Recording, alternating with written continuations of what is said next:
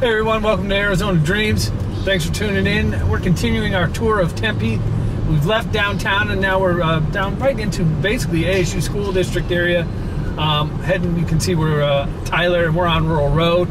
You can see there's a lot of business still in this area, and there's a lot of apartments and condos and things like that because it's mostly college students. And there's a lot of new development happening in Tempe. You can see that on both sides of the street right now. Rural is one of the two big streets to go through Tempe in general. It goes all the way down into Chandler, and you can ride it all the way past into Scottsdale, where it changes names. Some cool things about Tempe. It's probably got the biggest university in the state here, and one of the best business schools in the country here. I want to say they made the top 5 this past year. I'm not sure where they're at now. So there's some really cool, solid things going for Tempe.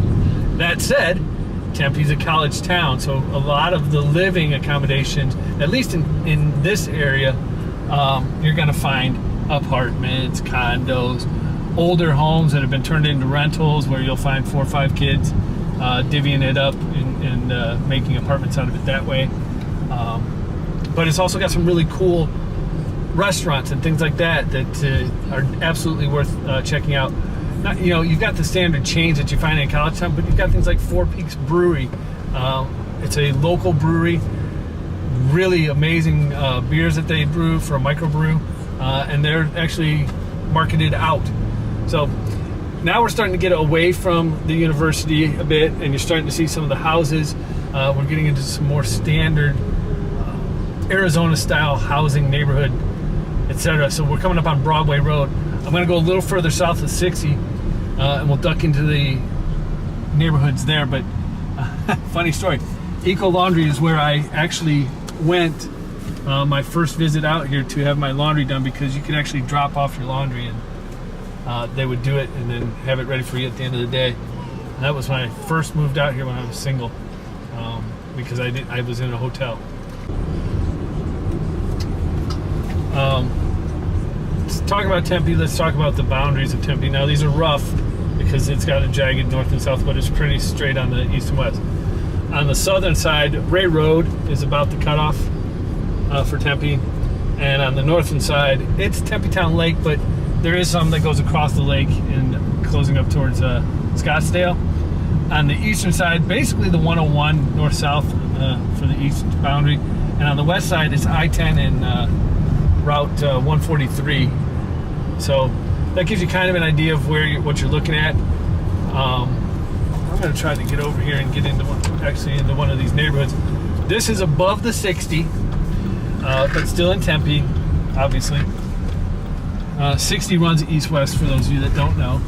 So this is what I would consider probably the cheaper, not to say that it's worse or better, but it's definitely the cheaper area of Tempe. We're not quite to ASU. So these are homes that families are raising their kids in and whatever. And you'll notice that the architecture here, because this is an older city, you don't see a lot of the stuff that you typically see in the rest of the Arizona Sun Valley architecture that I've shown you. You don't see the hard tiles, the clay tiles, and you don't see the stucco on the sides, or adobe. You're seeing bricks, you're seeing wood, more bricks, clay tile on top. It's kind of interesting to see what all is there. This is a fair neighborhood. There's definitely property available here. I don't know if I would recommend this area of Tempe if you're trying to raise your family. I would recommend probably further south, and we'll see that here in a bit.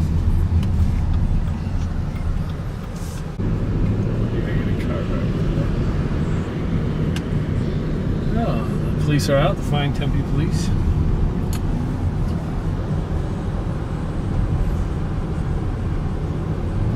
Okay, so we're coming up on Route 60, which again is runs east-west and is basically the north-south divider of the valley.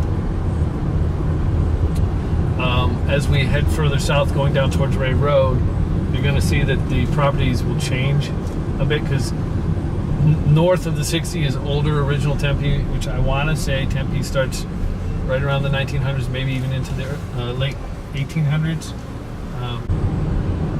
All right, we're coming up on baseline. If the 60 isn't truly the north-south divider, baseline absolutely is. It runs parallel across the valley, going east to west. And it is a pretty busy street. And there's a lot of things happening on there. There's a lot of housing opportunity on there. As far as apartments and things like that, you're not going to find houses too much on there. There might be one or two, but the majority of it is, like I said, communal housing. So apartments, condos, etc., hotels, and then a lot of markets and gas stations. Once you cross baseline, I consider that really kind of the north-south divider, where you're going to start seeing the Tempe change as far as construction goes, because this is newer in comparison to the north of the 60 Tempe. You'll start seeing, as we get a little bit further down, probably past Guadalupe, Elliott, in that area, you're going to start to see the houses change a little bit. Now, is it going to be a Scottsdale or maybe a Gilbert or Fountain Hills or Paradise Valley? No. But it is going to be nicer than what you see up in north of Tempe.